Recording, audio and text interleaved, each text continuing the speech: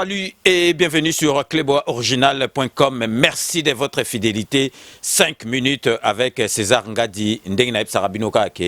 Tout le monde est d'accord et il en restera ainsi pendant longtemps. 5 minutes, il y a lelo Tokobanda yango na nouvelle moko nécrologique. Boebi 5 minutes.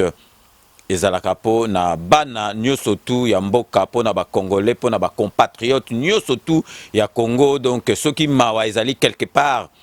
ya ndeko na biso congolais, il faut to lo bango parce que et profiter na batu nyoso tu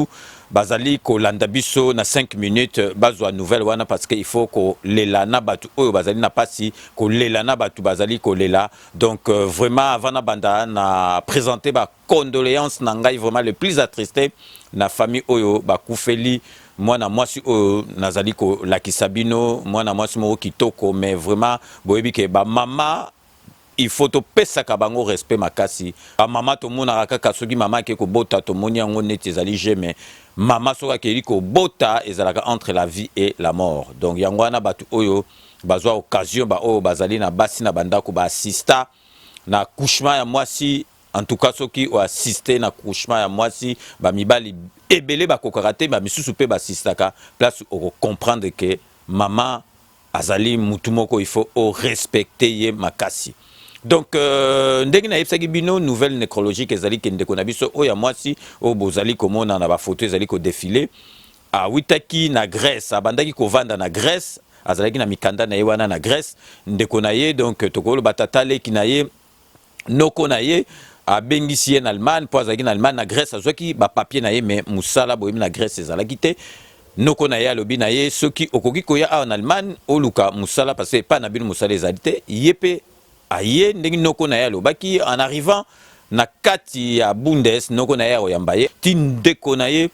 amoni na zemi moka munene noko na ye akamu abi, mais pourquoi oyebisa ingati alobi na monaki ndenge na yebisa kote na ningai kaka soki na ye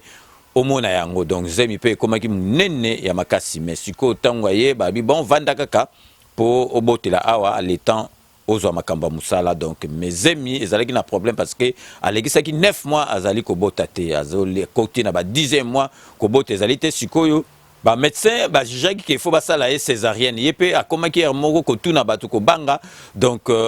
master nanga Nelson Muzinga, donc ye azali master nanga to kola banda bo mwana azali na kata Bundes, azali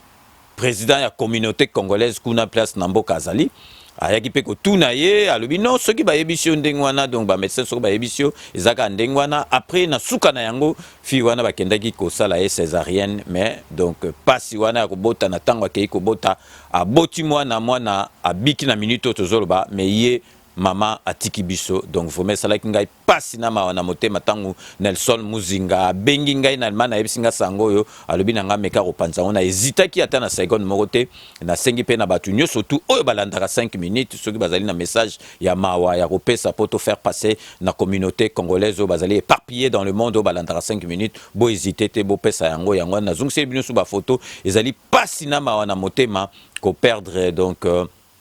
mwana mwasi ya boye ya jeune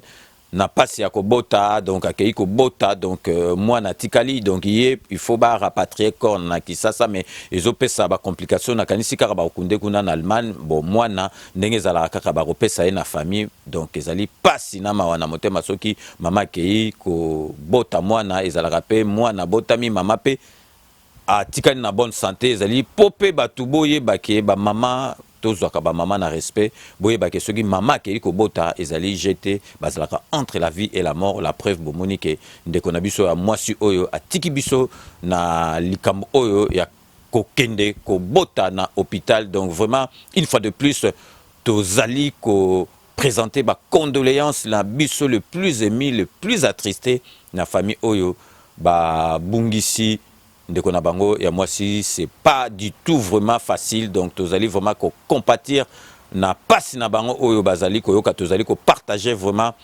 pasi na bango bazali koyoka. Donc tozali vraiment ko compatir na malheur na bango vraiment 5 minutes avec César Ngadi na équipe mobimba to pesi bino ba condoléances vraiment ya makasi toujours na registre oyo kaka ya ba makambu oyo ya liwa boyebi ke président na biso semaine prochaine yango ozala na kati ya Japon président de la République Félix Antoine Tshisekedi ndenge azalaka kaka pembeni ya peuple na ye alingaka peuple soki azwi likambo ezali mpe ye moto azwi likambo awiti ko annuler officiellement voyage ne oyo efale akende na Japon parce que na route ya oyo ememaka biso na Matadi camion monene ebaluki ebaluki donc bakongolais bakufi na kati ebele donc amonaki ye jamais akoki ko voyager na likambo oyo ekoyi na mboka na biso bato bakufi akoki jamais kokende na voyage na Japon yango wana a annulé donc visite na ye oyo efale asala na Japon donc bozali komona lettre officielle ebimi na cabinet na ye na tieli bino yango bomoni donc bino mo bozali komona ke soki likambo ezali na peuple na biso tozwi likambo ezali pe présent na biso azwi likambo donc vraiment bomona kaka différence na oyo président oyo tozalaki ne kanambe parce que bato bazali kokufa ye kutu etalaki ye te parce que azalaki na ye na makila na biso te oyo tozali na ye azali mwana mboka azali na makila na biso soki likambo ezali ekwei ye mpe ezali kosala pasi neti biso tozali koyoka pasi donc yango wana bomonaka ke donc président de la République na biso azali mwana mboka oyo tokotika koloba te tolelaki pouvoir ezalaki epai ya étranger donc tozwa soki nani nzambe ayokeli biso parce que nzambe alingaka mboka na biso atili biso changement na likolo ya niveau nyonso tout mais mawa heureusement que bazali muke bazali minoritaire mawa mais peuple congolais eloko toyebi tolingi te mais congolais ayebi eloko tolingi te mais boyeba kaka batu oyo bazali ko combattre président Félix Antoine Tshisekedi azali mwana ya nzambe lelo kuto sololi nango mingi na monganga Jean-Paul Djamba alobi nanga pareil donc oyo aye wana azali mwana nzambe batindi ye na nzambe po abongisa ekolo na la preuve nazali kotiela bino botala na ba image ndenge population ekomi na esengo lelo tozali dimanche hier président de la République na biso Félix Antoine Tshisekedi samedi akendaki ko inaugurer Avenue Bokassa boyebi Avenue Bokassa esali ba mbula boni ezalaki sous praticable te ekangamaki mais président na biso Félix Antoine Tshisekedi akendaki ko inaugurer Avenue Bokassa donc kalabando benga Prince Bokassa basali yango na ndenge ka ya goudron te bati béton ya hondo bomonique présent donc ndenge na ebisa bino soki mutatika temba finga alobi bisoka béton bino moko botala na bilili ndenge population esepeli parce que nzela wana na lera kanambe kutu donc abandeki ko kipe yango te azako kipe on te batukutu bamonaki on dirait nzela wana ko formation te mais président de la République aye neti ezali pembe na ba marché ayebi ke ba camion minene koleka atiki ka goudron pamba te ati béton botala bino moko na bilili ndenge peuple sepeli nandenge président de la République a été sur place ko inaugurer wana ezali toujours na programme il y a 100 jours il y a chef de l'État. Cela faisait presque 20 ans que les Congolais n'avaient plus jamais vu un véhicule ou autre moyen de locomotion rouler à ne fût-ce que 10 km à l'heure sur ce tronçon. La célèbre avenue Luambo Makiadi ex-Bokassa, aussi connue pour ses nids de poules et bourbiers parsemés sur toute sa longueur, est de nouveau praticable depuis ce samedi. Plus tôt dans la matinée, c'est le président de la République en personne qui a coupé le ruban symbolique,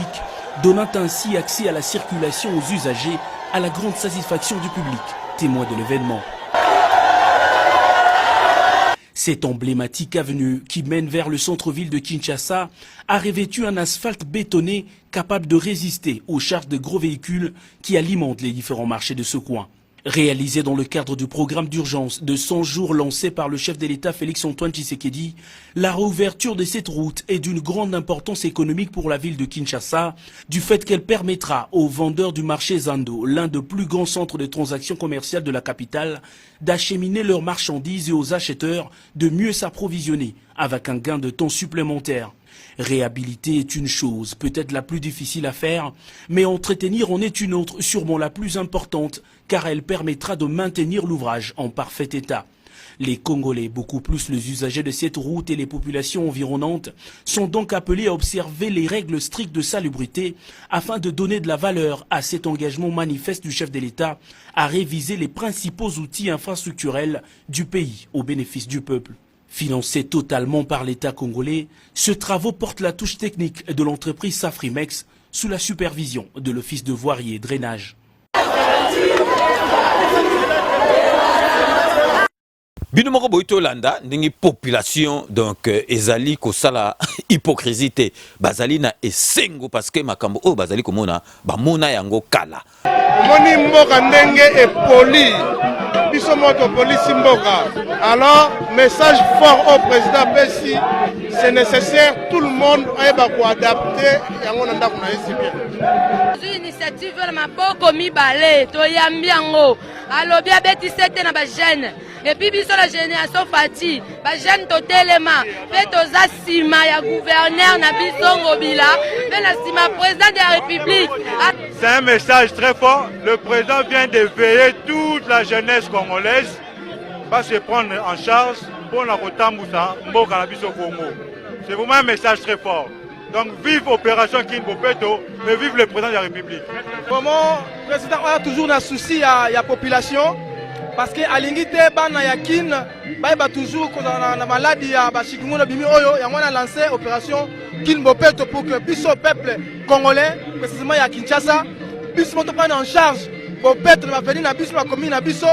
toyeba kolongola bosoto liboso lopango na biso yango na président alobi ye azali mongamba ya population.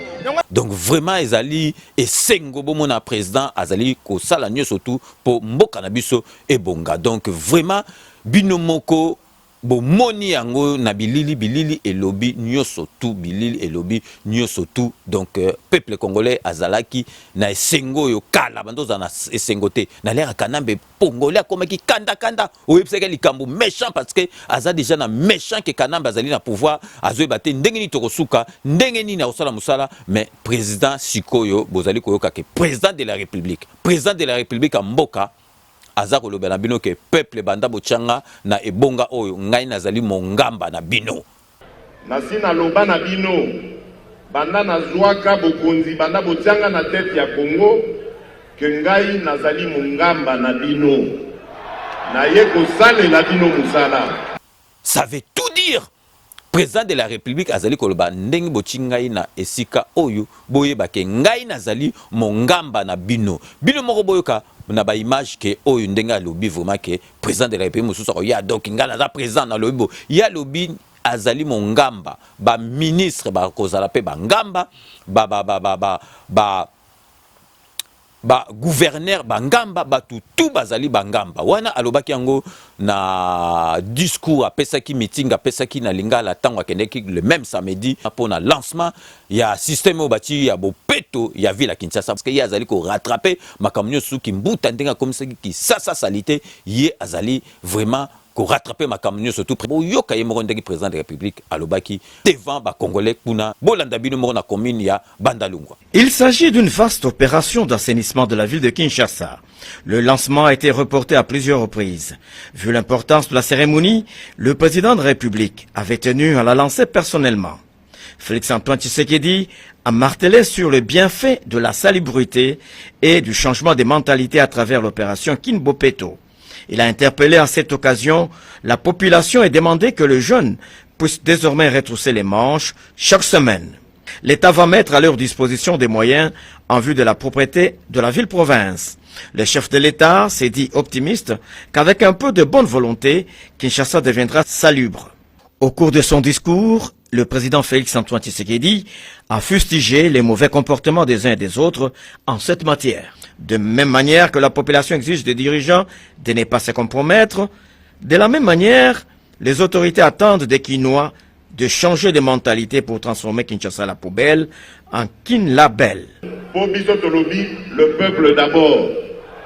Lokola tolobi, le peuple d'abord. Et sengeli peuple a mis Zoelaye moko initiative wana. Nasina loba na bino. Banda nazwaka bokonzi banda botianga na tete ya Congo ke ngai nazali mongamba na bino na ye kosalela bino musala.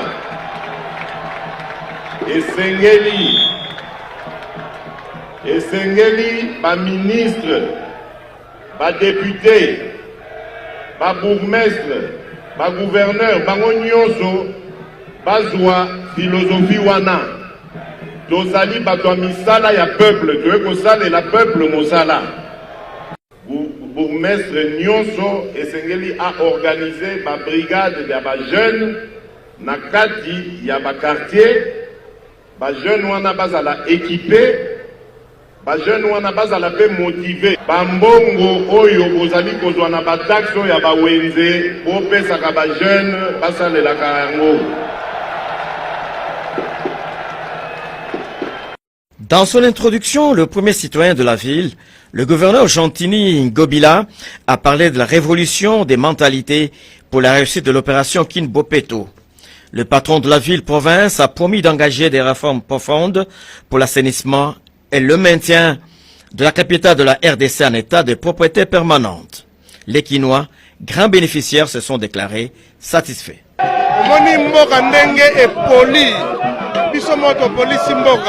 Alors, message fort au président Pessi, c'est nécessaire, tout le monde va adapter. Initiative na maboko mibale to yambiango alobi abeti sete na ba jeune et puis biso la génération fati ba jeune to telema pe toza sima ya gouverneur na biso Ngobila pe na sima président de la République. C'est un message très fort. Le président vient de veiller toute la jeunesse congolaise va se prendre en charge pour la Rotambusa Mboka na biso Congo. C'est vraiment un message très fort. Donc vive opération Kinbopeto, mais vive le président de la République. Comment le président a toujours un souci à la population parce que à l'ingité bana ya kin ba toujours na maladie ya ba chikungunya bimi oyo ya mwana lancé opération Kinbopeto pour que biso peuple congolais précisément ya Kinshasa biso moto prendre en charge Bopeto na venir na biso na commune na biso toyeba kolongola bosoto liboso lopango na biso ya mwana président alobi ye azali mongamba ya population. Donc binomo botolanda donc discours ya président de la République azali ko ya na esika o ifale aya bomoni déjà donc banzela oyo ezalaki ke kanamba azokokate asali boulevard soki ne OK soki tozalaki vraiment batu oyo kanambe na 18 ans oyo avanda mais déjà ba autoroute c'est ça la mina mboka na biso mais kanambe donc ye etalaki yete ba makambu nyoso tout oyo parce que donc ye tina moko te abandaki ko sala na lingi suna la sabino bota na bino moko Jekamine lelo ezongi à 100% na ba congolais Jekamine ekomi ko produire ba masolo oyo ekokotsa mbongo na kesa l'État parce que ba Jekamine wana tout baba miba wana nyoso tout ezalaki kosala lisusu te ekomaki bazali kozwa ba masolo bango moko na ndengi ya mafia po ba tiana ba poche na bango mais sikoyo Jekamine miba ezali kosala po na mboka mbongo ezali kokota na kesa ya l'État yango bomoni lelo tokomi na ba budget ya ba 10 milliards na mboka na biso boyo kabino moko mukonja Jekamine ndenge azali koloba devant Batunyo surtout ba ko assister azali ko loba ba production oyo Jekamine et ko sala pe ekomi ko sala sikoyo grâce à président de la République Nabiso Bolanda Nabilili. Donc aujourd'hui, je voudrais être clair ici, cette usine appartient à 100% à Jekamine. À 100%. Nous allons pouvoir produire une fois qu'on a atteint le rythme de croisière au mieux au minimum 5000 tonnes de cobalt. Nous serions désormais parmi les 5 plus grands producteurs de cobalt au monde. Et ce n'est pas fini. Il vous a dit, quand on a cette poudre qui nous a montré, à l'intérieur il y avait beaucoup de choses précieuses. Il y avait notamment le germanium et le gallium. Pendant toutes ces années, mesdames et messieurs, ce germanium et le gallium étaient extraits à l'extérieur. On n'en avait jamais un franc en retour, on n'avait même jamais su que ça existait. Sachez que le germanium vaut 2 à 3 fois plus que le cobalt. Le gallium,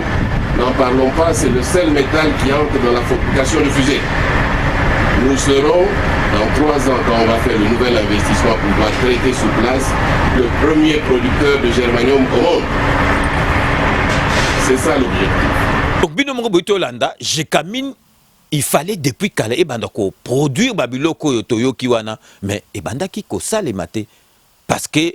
kanambe na famille na ye na ba groupe ne wana bazalaki kozwa biloko nyonso wana bazali ko produire yango na ndengi ya privé baza kozwa ba mbongo nyonso tu ezali ko kende na ba poche na bango, mais avec présent à Félix Antoine Tshisekedi bino moko bolandi parce que 5 minutes en biso tolobaka batu mususu bazo kansa tozo sala ba polémique nazo profiter peu de l'occasion qui m'est offerte na kotisaka moi liloba moi na kati parce que toyoki ba polémique au garde corps ya présent Koufi boya Koufi o boyna boy. Donc, boyebi que 5 minutes et le bakama comme une émotion te. Nazali kozwa information nyo surtout oyo nyo surtout bozali koyoka na mingi ezali ya solote. Nazwaki ndeko ya Moei azali ko saelanga audio toko solola na ye na ko tchela bino bo muyoka bino moko makambo ezali koleka na par rapport oyo famille lobby na oyo bozali kotanga bozali komona na internet po na yebisa bino ke bo keba na makambo oyo nyo surtout ezalaka na internet ezalaka misusu ya solote na mitema mabe oyo Congolais akomi nango akomi ko exagérer na makambo na internet na lingi na expliquer bino parce que peuple congolais azali ko comprendre te ndenge na lobaka peuple congolais akomi ko sala makambo na ko akomi komi sa amnésique kaka ye moko bato bazali ko comprendre te o pourquoi Félix Antoine Tshisekedi président na biso asala coalition na batu ya FC donc bino bokanisi penza Félix Antoine Tshisekedi ndenge azawana akoki ko coopérer na batu ya Kabila. Est-ce qu'il faut coopérer na bato a Kanambe ya FCC? Il faut coopérer na bango te mais siko constitution mutu et sengeli et sala mandengwana parce que yazali mutu akuzo respecter constitution. A yebsa bino azali dictateur te akoki pe kokoma dictateur te bo commissaire dictateur na makasi te. Parce que ce que vous avez pas cause après que ndenge pesaki ndenge wana na parlement a niet a changer ma solo a nommer na okene esika mais akoki osala ngote parce que azali ko respecter constitution. Parce que la constitution est un ami qui est bango système il y a ba vote au salé au ba faulu ba voter qui na parlement il y a un te pesa qui bango bazala majoritaire na kati ya parlement bazali na représentant na côté na bango type na sénat qui ndongo ezali faut ya président de la république mais ezali respect ya constitution oye et sengi ezala ndenge ne du président azali ko respecter constitution yango ne tanga mindengwana mais il faut botika temps siko après wana. Après un an de boulonnage, donc, Azan a droit à dissoudre ensemble. Si vous avez ezali constitution, ezali yasali yango parce que bino quand ça pense que Félix Antoine Tshisekedi ndengazan ndengona ya ko coopérer na batu ya FCC jamais ko coopérer na bango mais etangami que constitution etangami il faut ça la ndengwana azali na choité ezali ndengwana donc peuple congolais boye parce que batu musu bazako loba makamba politique bazo loba ngo na ndenge na bango. Bamsou bazali kuto bazali ba koma soga na ba porte bani ba yebi kutu carte pour citoyenneté ba mona carte pour citoyenneté ba yebi makambo ndenge makambo ezali ceux qui présent na biso asali ndenge wana azali na choité mais boye ba kazali yu mate azali noko azali donc yaya donc ayebi makambo ni azosala na sima oyeko ya donc constituer ça ndenge wana ko lo bateki bona ba est-ce que système oya vote wana na ko tchela bino bokoyo ka présenter ngazwaki bokonzi premier voyage à Sagina Libanda alobelaki yango système à vote wana yango nde photo changer ndenge nini bazko élire ba député ndenge nini bako voter ba sénateur ndenge nini bako voter ba gouverner problème eza ndenge na système wana il faut présenter la république à longola yango tango ako déboulonner tango ako dissoudre assemblée makamtu ekozonga mais pour le moment il peut rien faire. Et ça soki bato bino bobando kansa ke bako comme président de la république balinga ko sala iloko moko te wana ezali constitution à moins que basala ki dictature bola début numéro président de la république oya loba concernant ba makambo oyo ya ba vote ya ba gouverneur ya ba sénateur na ba député il faut système échanger. Une des premières choses que nous devons faire, que j'inviterai la classe politique à faire, c'est de réfléchir sur ce mode d'élection des gouverneurs de province et des sénateurs. C'est ce mode d'élection qui est à la base de la corruption. Et donc il faut réfléchir sur la manière de le changer et de donner au peuple, de la même manière que pour les élections législatives nationales et provinciales, et même présidentielles, le droit de voter directement, de choisir directement ses élus. Et donc pour terminer avec cette question de la corruption, je dirais le combat contre la corruption, je le dis et je l'affirme, sera une de mes priorités. Je combattrai la corruption avec toutes les méthodes démocratiques possibles, mais jusqu'à ce que celle-ci sera totalement éradiquée de notre société. Donc binomo botolanda donc système oyonde président de la République nde ako salamakasi et longwa tant makamto okende donc bato ebele bazobosa na que président de la République asali même pas un an. Asali même pas un an. Bokanisi makambo surtout eko changer te na 9 mois bien ni malembe makambo eko changer peuple congolais to pesa président na biso azali to pesa ye temps asala musala asisa ba idée oyo azali nango mais boye baka ke président de la République na biso ako travailler jamais pendant 5 ans na bandoki o baza pembeni na ye. Na lingi na yebisa bino parce que batu mususu bazali koloba, il faut poser des bonnes questions. Na lingi na lakisa bino extrait ya vidéo moko botala Fayulu maman moko na kata salle a posé question oyo penza ke sengeli ba poser Fayulu botala Fayulu ndenga zo beta munoko azako yeba kutu réponse a sala te ba lobile ba vérité o il fallait ba lobele la mais c'est possible mon président na biso tang ba tunu ba question a beta malo parce que a changeaka ba parole te alobara o il fallait bino moko botala Fayulu ndengi azali ko koka ko zong c'est la ba réponse kutu te pa ya maman oyo a liebisi ba vérité en face bolanda na bilili vidéo. Ce que j'ai dit, l'existence précède l'essence. Nous sommes d'accord. D'accord. Oui. On juge un homme par les actions qu'il mène. Je vous donne les actions. Dites-nous alors. Mais madame, les actions, je vous dis, attendez, je vous dis déjà, vu les têtes au Congo, où les gens meurent de faim tous les jours, un salaire de député est trop élevé. Madame, s'il vous plaît. Le couper en deux pour que le peuple puisse en profiter aussi. Madame, il est temps que les choses changent. Je vous ai dit que je mets l'argent que je prends à l'Assemblée provinciale de Kinshasa. J'ai pris 20 chégués qui travaillent pour la communauté. Mais les chèques, ce sont des enfants, monsieur. Les chèques, ce sont nos enfants. Les enfants doivent étudier et non travailler. Les chèques, ce sont des enfants. Ce sont des enfants. On doit étudier et non travailler. Qu'est-ce que vous dites?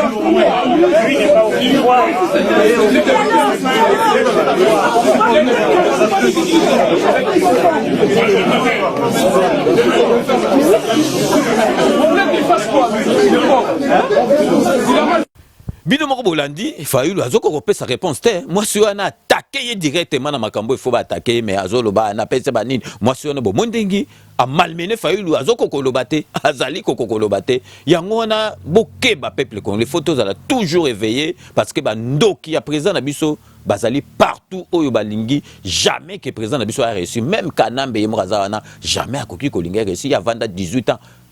école gratuite ezala quitté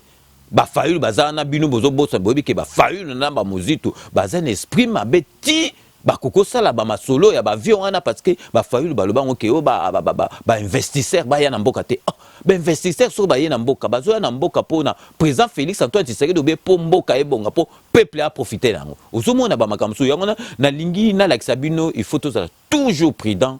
to veiller sur to moni ndoki il faut to belela botala mwana mobali oyo les lois allaient en danger parce que batinda qui est basala ba masolo moko donc ti vraiment il y a atteinte il y a vie à président de la République nabiso donc il est sur quoi allait côté moko abiki bande kone mususu ba kufi bolanda explication na ye et pe singai s'occuper bino bolandango boko mona penza ke boko bima ba chair de poule parce que tous à la keba parce que réussite à président nabiso na makambu nyoso to azosala OK président nabiso sala nyoso tout peuple azala na sengo peuple à vivre bien bomoni yemo président de la République azolobake nganaza mo wumbu na bino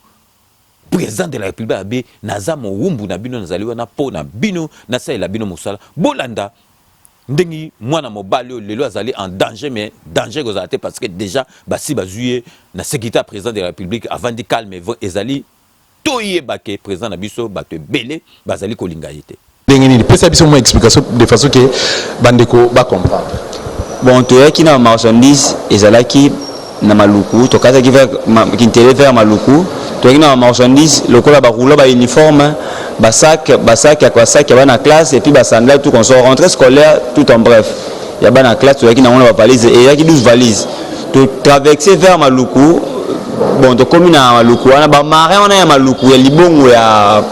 libongo ya mutu ya ngombe. Oyo komelaki ba kize biso esi soso botiki ba bagage wana kati wana batu bakozwa ba koyiba ngo ba miba akawa tami obi bobi manare nare le fait je faire ba 1 heure 2 heures tami obi manare nare ko manare wana to fana ki doit ici personne de ba bagage na to fana na wana ya 12 valises et subitement to moni de véhicules ba Hilux ba TX noir et non immatriculé parfumé ba yona bakale biso bakangi biso bakiti mama no so ambata et puis ba tuana ba kiti tellement géant ba minene ba minga ba se maska ki bilongi na bango to no mona te moyen ko se défendre za kiti ni bakangi biso singa 3 personnes ba biso na kata muntu kano afinaki bouton moko boye mise ki saveur on a affaibli biso de plus en plus, il y avait pas la force, il y avait pas moyen de la force pour se défendre. Et puis tu commis quelque part na ebakite kuna ko kenya ki ngakati ngana ebakite to commis to komba même si to l'équipe presque la 12 barrières kokoma ko arriver là-bas to commis kuna kokoma to commis to mona ki na ngamu kuna ba tuna conteneur ba tumususu kuna et puis liboso na rivière mo zala ki wana na ba nyama na cage biso ka to ina zo peut-être tant to commis on a ba proposer biso ke non au hasard prêt il y a rejoindre ba ninga na formation ba ki na Israël. Formation militaire. Formation militaire au à la près à rejoindre ba ninga ne biso to boya ki na nous pour de tiki ba famille mususu tiki na bana kuna au ba yo zela biso ba zatana ki tena makambo o ekomeli biso awawa mais biso sko to na droit to na souhaiter failli to zonga kuna ka poto ce qui ko zonga to informer bango après ko zonga si c'était possible to linga ki yango mais bango ba dise biso muta ko tikuna abimaka pamba te soki ayebi vérité ya makambo le kuna lokola biso to ba ki vérité na réalité mambo le kuna yango ba exeki biso sala kuna le to boyaki et puis le 16 août sangwana to ko mona mutu moko yaki wana Henri Fasakani zela na groupe obino bakanga ki bino bozaki combien toi 6 personnes bato beaucoup taki bazaki na même bazaki na même projet au balingaki ba côte sabino na kati bango ba koza la peu près na combien ba 8 conteneurs effectif ni na ebiti mais 8 conteneurs déjà c'est déjà beaucoup bazaki presque ba ninga génération na yo to ba mikolo pe bazalaki génération na bazalaki pe mikolo na bazalaki donc ba proposer ki bango kende ne bi ozo proposer biso ni to boya ki wana ndenge sala ke le 16 août monsieur Henri Fasakani ye moko numéro 508 ninga mbengaki alobaki ke ayisi biso clairement est-ce que yebi ke tango tanga combat Henri Fasakani il faut o assumer o yebi personnellement oui na yebi personnellement il fut ministre intérieur et RDC au ko décrire asa un peu moi libandi asa un géant na yebi 508 notre député azala qui vice ministre de l'intérieur a commis député national na ministre a chargé les opérations à Kingakati la fonction a chargé des opérations à Kingakati na pesi yemokonde a décrit biso ngoni surtout à se présenter na numéro 508 biso yebaki yango tenga na yebaki Kingakati à site touristique ya président honoraire sortant et puis effectivement on a retrouvé kuna kati na retrouvé on a ozongo lisusu olinga yebaki yango te na komi ko zuango et sikamo va former rébellion pour na peut-être président de la République au hasard actuel ne va projet ba pesa ki biso ke tant de ozonga eza pour bisi na biso za tocha président de la République all mais de façon que ba accord ba on va signer ki asanango bref abunga te pour ceux qui abungi formation wana ba kena ki on a retour na ba on ozala habite eza ke ba éliminer ceux qui ameki ko bima libanda ya ba accord au bon ba saba yokana ki na e mais biso to ba pour ngani singa wana politicien te ba ninga nga ba politicien te ba bomi bango ngana biki ngamoko ko bika na bika ki za grâce à Nzambe pour lang na ndaki koloba et tomaki na mesedidie on azolo ba o azolo kisanga siko na mincho aza bras droit ya Rimova na otanga komoni mesedidie yende mutu abikisa kinga poto no so lang moko et puis ninga bikisa kingai effectivement apesa kinga to sala ki venaye ya koloba jamais makambonga na mona ki ngakati ko beta ngo libanda okazunga na ko beta ngo libanda na ozala partout na ozala mabela et ADC ba ko retrouver nga ba ko bomanga effectivement mamuna omona awawa ndeko solo tokati na moke tolingi o mekampe ko pesa biso moi détail comment ça s'est passé en fait c'était comment plutôt baboma bandeko na yo baninga na o 5 ozaki na bango baboma bango ndenge nini pe ezaki pona nini bon ba proposer ki biso nyoso na bango o rejoindre baninga na ba okende formation militaire na Israël bon lokola biso tozalaki na posa na ngoti na bango pe bazalaki na posa na ngoti ko boya wana nde to boyaki ensemble ye a répondre biso muyaka moko wana Rimova a répondre biso muyaka moko afingisa bayaka nyonso tout c'est-à-dire lokola moko na bino aboyi c'est que bino nyonso boyi pour boya ensemble boza groupe lokola bino boyi c'est-à-dire boza na conclusion boza na faire moko jamais boye batu mutu ba secret ki ngakati ayebi secret makambo ya ki ngakati abimi libanda akiki ko beta ngo bimi vivant jamais pour ceux qui ont bâti que Malibanda au sa réputation à site bato ba dans site touristique il y a présidentiel il y a site touristique il y a président honoraire Joseph Kabila donc jamais oyo ko loba que ko ba otso ma vivant au ne robeta lisolo na Libanda tamie ba éliminer bino nyos tout le ko boyaki le ko to boyaki yango ba komia ko buma biso ko buma ngopeza ya façon nini o bino boyebi ko tuté bandeko na nga ya pasi. Mais Ngai, si on comprend bien, Arimo Mouvasaka numéro 5 Saoutozo Tangana, c'est un député national, élu à peuple, n'a évité à Ndimago qui est l'Assemblée nationale, peu importe les conditions, comme elle est là, pour défendre cause de la population. Je ne pense pas qu'il s'est laissé emporter dans le sentiment, je ne sais pourquoi, après ça ordre Babomayo. Tout d'abord, Ngai, Batubase Belé, Nae Baki Yepeti, Nae Yebingati, Mengani, Nae Bitanke. Tant que cadre et Mboka et puis naïbi bana Brazzaville ba campagne on la 5 ça oui moi je le connais très bien monsieur Arimova mais eloko oya sali oyo eloko penga zo beteli solo awa na leka non jamais na TV na leka jamais na mission mo na TV pour le ba komona e tout pour baser belé ce qui nous insister na communiquer c'est parce qu'il y a se présenter que pas na biso pour ngape na yebi effectivement yango na zo beteli solo o vina ngeza en danger ya pas na e yo zala ki tanga pesa ki mot d'ordre que non bo exécuter ba asalaki sina asalaki sina beti gazon era okota na mutuka gazon abetaki wana abetaki na sima apesi mukongo abeti gazon epa Didier akosi na mutuka nyota na mutuka bengi Didier nda asali sine oyo et puis effectivement era kei na sima na ngonde bakomi ko benga liste d'appel moko na moko azoya bakangi osinga na nzete babeti yo masasi tata na documentaire tata na ba livre na lekisati na numéro ya munene et puis azoyoka ba benyi ngando wana ba benyi pena ba misi muntu Libanda bazozwa muntu mususu lokolo na ye ba kanyi lokolo ba che kuna pemena lo ngando wana ngando kanyi na lokolo bango bazobenga loboko force ya ngando wana temeki makasa ko benda muntu koti na mai ngando leye bazobeta masasi nga afanya zotala espoir esila ki ngai na leli tellement makasi da moneka na kusukaki donc suka na ngai beka banga ba benga ngamba bomanga donc mais quand on expliquer tant comment il y a tour na yo babengi yo babengaki na kombo na yo ta bazo benga yo ozalaki bosaki mulongo ou bien ozalaki na kati ya cage wana obenga ni conteneur ou ezaki comment ezaki conteneur na antivol comme na tour nanga tant to babeti mta boso masasi ezaki biso somo to gangaki kuganga wana epesi Didier Kanda ayepe mina biso atuni biso bogangeli nini et directement azui akei quelque part wana ina matraque électrique ya le tox ayena tonga moko boy wana injecteur kinga tonga a ceux qui moyen za cameraman ako filmer ako zoomer injecteur tonga o expliquer injecteur nga tonga wana awawa tango injecteur tonga wana directement abeti na matraque électrique na affaiblir biso tout que toujours qui va tonga wana tout s'affaiblir moyen au revendiquer pe au sasu makiele to ko ganga lisusu ezala ki te c'est qui na courage abengi mutami balé ba zuye bango moko bakini bakangi singa ba beti masasi ba bwaki na libulu ngando ngana otala nde bazuni bazolia baninga na ngai wana baninga na ngana kotanga bakomona bango okotanga bakomona baninga na bantango lobitia baninga na yo e baninga no babenga bazaki na bakombo bando bengela bango Clancy Likibi, Jonathan Mercier Ngoulou, Christian Louozi, Beni Benfoun, Natania. Mais à ce moment, on va bien comme Tania parce que Azan aspect à Banabasi, on va bien comme Tania. C'est un Brazzaville vraiment précisément.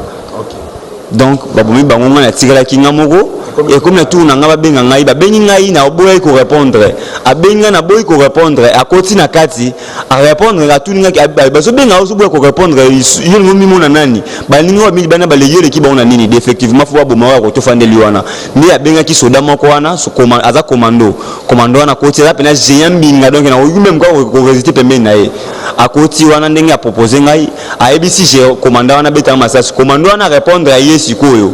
na langue na baona ndoyo kate ABC abo na ba geste na comprendre ki et que a ko bo mutu fa bo mutu ka Libanda nde akota ki wana bimisi ko na Libanda ayebwa simba nga bimisanga ko mo lobilanga maloba mo boye ya mawa maloba na no lobilanga c'est comme si asokola maboko na likambo wana ya yebi angote mais anolo ba langue mo boye langue wana ko ngo balo ba posa velo ba yebi ango langue wana anolo eza langue Congo balo okay. langue wana noloba na ngai aoloba na ngai langue wana po loba na langue wana maloba oyo alobaki anoyebisa ngai sama na yinga eza yinga esitumu na mabo oyi eza banziko ntumu mandati yinga kiso oyi omandai mamuka babiese oyi meto mabo oyi echi meto ngile tola tondati oyi ekasi bangani balizanaku bola sa information lanze komona ngoba oyo koyo oyibo yinga na lesa na ba yinga na mulasa iyo nge lizanawa kiso figu ndengena ndaka na yinga echi po kiso ndengena ndaka yinga echi ndaka na yinga banaba na nga bakala ya mulasa oyo kukaya kondati yinga maledition na ipa na ba yinga na nabungu ya mamuka na obisa yinga na koleso makobo kiso faku ndekena ndaka na komona mate yinga echi wana maloba nani maloba sikoyo ya Didier mekana siko ko interpréter na langue oyo bandeko bako comprendre donc azoyebisa nga master na nga ezanga te muno abomayo eza plutôt maloba bakonzinga nazo exécuter na lesaka bana na musala oyo soki yo lokola baproposaki bino et pas chef ke bosala bokende kuna bokazona baninga kote boke formation yo bino boyaki yango bazoboma bino siko jamais bakoki kotika yo ninga boma ninga boye bakoki kotika yo moko bonna boma ninga batika obika kuna pour reprendre secret libanda espace tozali oyo tellement respectueuse bato ba respecter makasi babanga ngo tant bakoyoka be faire makambo oyo tanga na kati wana monte ke be ko be ba vina biso ko ma danger ngana bokola ka bana ngana musala oyo yeba ke soko kufi awa eza pona ngati na boyo le la kapasi wana zongela bana ngala long na posa ka ke yo ba ka ke ngana osaka musala batu batini ngana osaka musala bokola bana ngana ngwana soko kufi ko ke inaka na ngati ya la réaction na okas effectivement ngai pe na ye bete ngai blango nga pe na répondre directement à langue wana arrive na yinga onyilo maboyinga le kwa ngombo na liza yinga kolo h na liza on fait des rep et des mères ni liza na mwa kemu na kobola kiso ngili kaso bikolo sonyo mais kat donc bino moko boito landa yango ne faut tout ça la très attention na makambo oyo ezali koleka na mboka na biso parce que banguna ya président na biso na bato balingi Congo te bazali ebele bakosala nyonso tout que président na biso a réussi te mais boyeba ke oyo nzambe aponi oyo nzambe alingi oyo mutami pese na nzambe ennemi mususu akokoka yango te akokoka yete siko na lingi na lakisa bino parce que ba mususu bazomona yango netili seki avant kutu na yebisa bino na pesa ki bino exemple bato ebele ba benga ba bien en tout cas likambo lobby ezali ya solo na pesa ki bino exemple na lobby tozali na France awa ba français ba lobby ba ticket biso Paris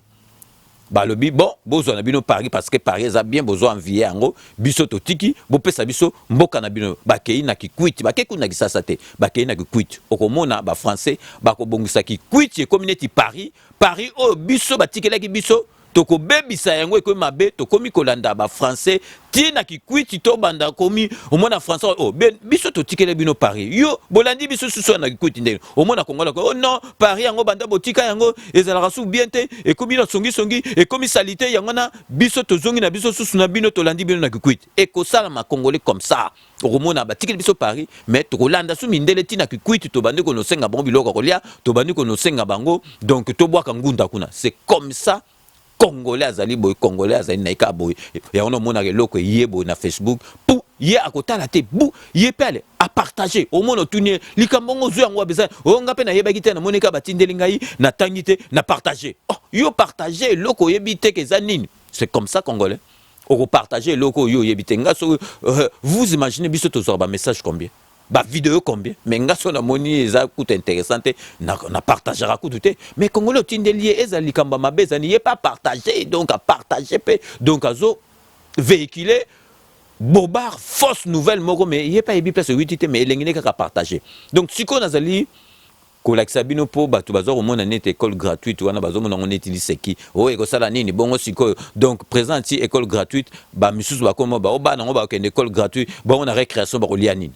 présent comme au pesa na batu biloko kolia na récréation donc po bonga ka mitema mabe ba Congolais bota siko mwana o nazali kolakisa bino ba filmer tango mwana azaki mwana muke ba komisa ineti shege éducation et beba akomi koloba n'importe quoi ba komi ko yembisa yeba nzembo mo obscène donc bokolanda yango mais bo skizenga na lingina lakisa bino ngo po bo katala mwana muke o ya âge azaki na âge okene na kelasi mais mbongo ezali te po batine na kelasi botala ndenga azaki na niveau mais siko éducation de base à mwana ezali bo tozo espérer que tango akei siko une école gratuite bota siko alati bateni oyo basombele uniforme à classe azokende na classe bato babandoko mone na libanda bandoko yembise banzela mabe bazo betele maboko ye moko aza fier pour akende na classe na yokisa bino botala na baimage mwana oyo donc métamorphose na ye ntango azalaki donc neti shege na libanda ntango kaka présenti école gratuite donc mwana tu azali sikoyo na droit na parent fo batinda bana na bango na kelasi botala mwana oyo ndenge azokende na kelasi na esengo botala bino moko na baimage. Sabina Lisoko, Sabina Lisoko, Sabina Lisoko, Sabina Lisoko, Lisoko, Lisoko, Moni Moni, ya, Moni Moni, tu, ya, tu, Remi Kaderoga nini tikali, mai, Remi Kaderoga nini tikali, mai, Jagala Phoebe so, mai, Jagala Fuade, mai, Jagala Chocolate, mai, Jagala Fuade, mai.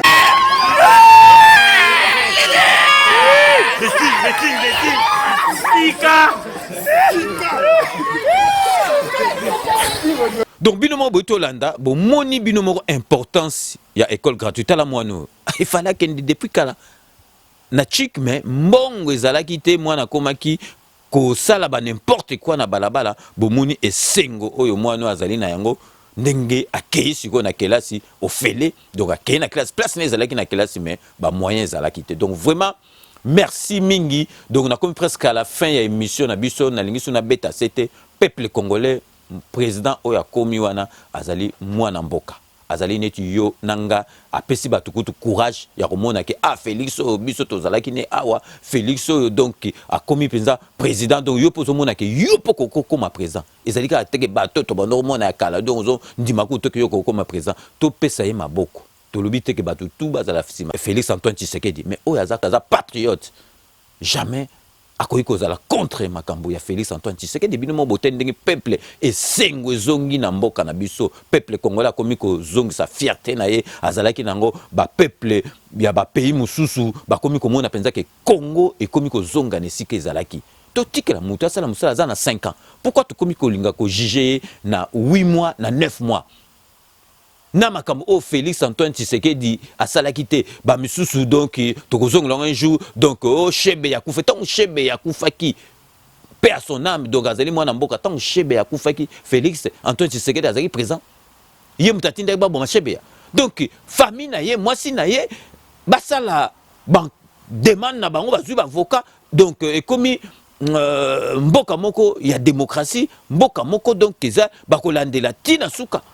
ba porter ba plainte après to kota ndenge za makamuto komi na au président de la République à salagité et komi car faute ya président de la République pourquoi to komi motema mabebo to tikala ndeko na biso asala musala na ba programme o azali nango to kotala na suka ndenge nini ko pesa mais ndenge to zali ko ken déjà to zali ko mona déjà makambo na ye azali ko ken nango na ndenge que peuple a se retrouver donc peuple congolais longa na singi na bino to zala patient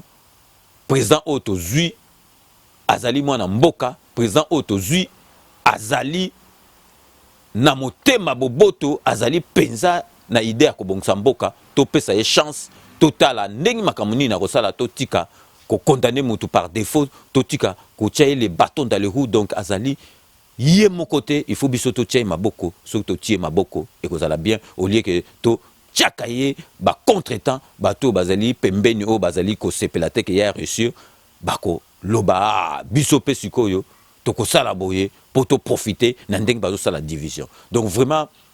5 minutes avec César Ngadi na komina suka ya émission na ngai ya lelo ndenge na epsa binoka ke je vous laisse le soin d'en tirer vos conclusions et de me faire parvenir vos commentaires comme d'ailleurs vous en avez l'habitude de faire boyebika so na komina suka na pesa mbote ba remerciement na base ya 5 minutes où ils allaient éparpillés partout dans le monde parce que bangonde penza mutu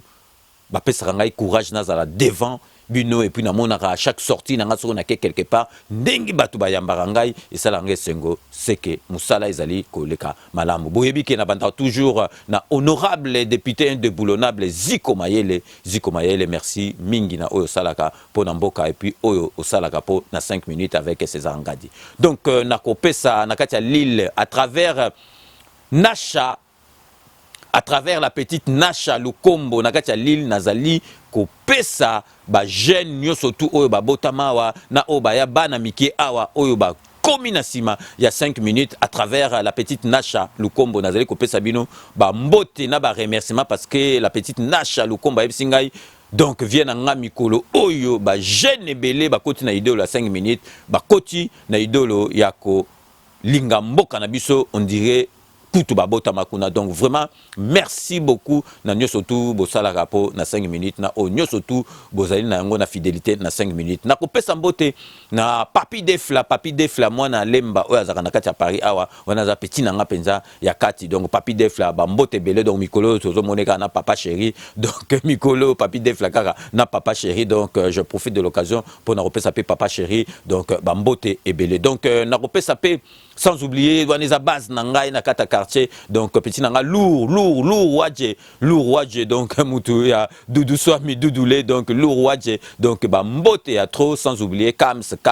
Mayala donc waneza ba base ya côté nanga donc jamais na kogi ko bossa na bino na keisiko na kati ya Londres et pas ya masa nanga José Kanoa pour na ko pesa mbote na Lauriane Mengi la petite Lauriane Mengi wana za penza pure petite sœur propre donc vraiment tinde la kangai ba nouvelle belé yeso kika makambo eza bien te amboko mona lembi donc azotindelo makambuna kolela po bomona ke souci amboka batutu balingi ke Félix Tshisekedi asala musala na ndenge elongo bani siko na kopesa mbote na Samito mukubwa Samito donc vraiment esengwa trop na mona ka ba message na yo ata tozobenga na trop te mais yebara ke ozali vraiment na kati ya motem et puis fidélité non na 5 minutes avec César Ngadi nazali ko sepelango parce que ozali na amour ya mboka na yo. Nakopesa mbote na Zoé Chilumba na kati ya Jobour na Afrique du Sud et puis na pesi susu mbote na Yves Moubenga ba mbote belé donc na sepela mingi na fidélité nos ali nango na kati ya 5 minutes avec César Ngadi na kei na kati ya Tunisie parce que na Tunisie tozali vraiment na staff munene kuna Guilhem Massa a réuni Sakabango parce que base ezali munene kuna en Afrique du Sud donc Guilhem Massa merci à trop na nyo surtout au sala rapport na 5 minutes avec César Ngadi na keisuko na Italie pour na repesa Jean-Claude Loata ba mbote belé a bengingai vraiment nazali kuto rouler to sololi na ye vraiment a benginga expliquer nga lobi papa César Cléboa tout le monde est d'accord expliquer tout importance à constitution respect au Félix Tshisekedi azali nango pour la constitution donc na kanisi pe na betisete na yango donc Jean-Claude Loata ba mbote belé puis merci beaucoup na fidélité non na 5 minutes pour le binanga ke au banda kotala yango depuis ebanda merci ya trop. Nakosukisa na kati ya Bruxelles pour na repesa Richard Kunku Bambote Ebele Yazar grand fidèle il y a 5 minutes avec César Ngadi Richard Kunku Bambote Ebele pour la fidélité non na 5 minutes avec César Ngadi. Donc c'est ainsi que s'achève ces 5 minutes avec César Ngadi. Merci de l'avoir suivi. Cette émission a été réalisée par Doudou Swami Doudoulé. Nous allons nous retrouver dans le plus bref délai donc c'est-à-dire dans 24 heures pour un nouveau numéro. D'ici là, portez-vous bien et à très bientôt. N'oubliez pas, tout le monde est d'accord et il en restera ainsi pendant longtemps. Calme, Kanambe akozwa ma solo na Mpunchu Penadikos. À très bientôt.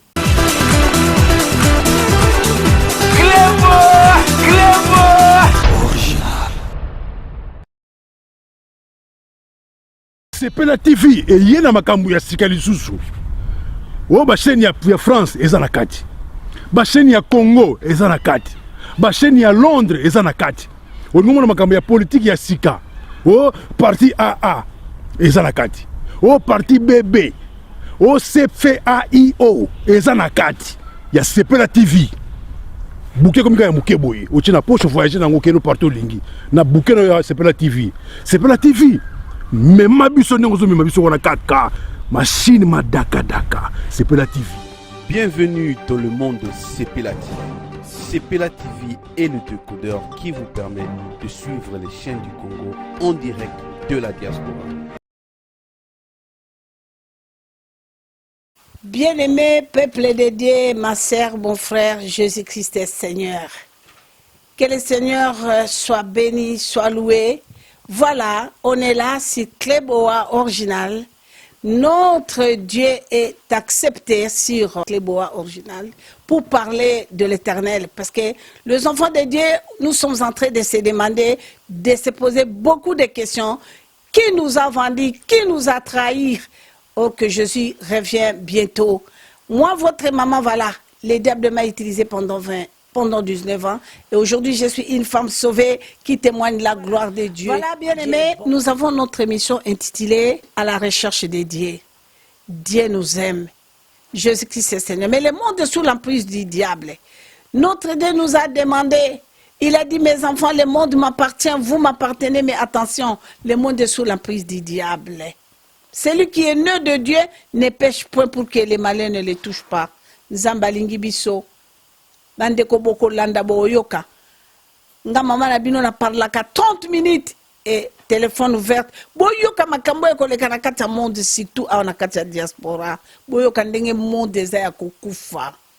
Bandeko babolingo, Jésus-Christ Seigneur. Bientôt émission na biso. Zamba pambola grand prêtre puisque andimi ko yamba Christ na kati ya Cléboa original. Tozo bande émission na biso bientôt na sengi karabino bana na Zambé Dieu fait grâce aux humbles. Boyoka, tu ne peux pas combattre l'ennemi si tu ne le connais pas. On cherche la délivrance partout dans le monde. L'imposition des mains, Basanzi Sabiso, Misuni, Bakoba, Magorodo, Maladi. Non, bien aimé. Biso Moroto Mitekaki, Toyoka Makamdeni Nezoleka. Nana Minga Kolobate Binomo Boyoka, Boyoka, Nini O Zabola Zosala na kati ya bala na Nzambe, Nani Pirio. Nanzela kosala basuki kokata manzaka bande oboka nanzela ba camarade na kati ndako koyamba boyoka bande ko babolingo mingi ya kolobezalite boyoka makambo minene ndeko na bino César Ngadi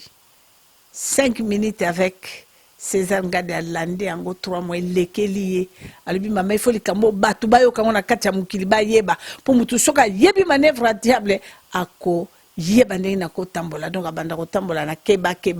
yango na bande ko ba pire biso banyokoli biso nga mama na bino na ko sala mutu mabete soka za pire ngaite. Que le Seigneur vous bénisse bientôt. Donc vous allez suivre notre émission intitulée À la recherche de Dieu. Mais thème nango ekozala comment le diable affecte, comment le diable détruit le monde. Que le Seigneur vous bénisse. Merci, bye bye. Original.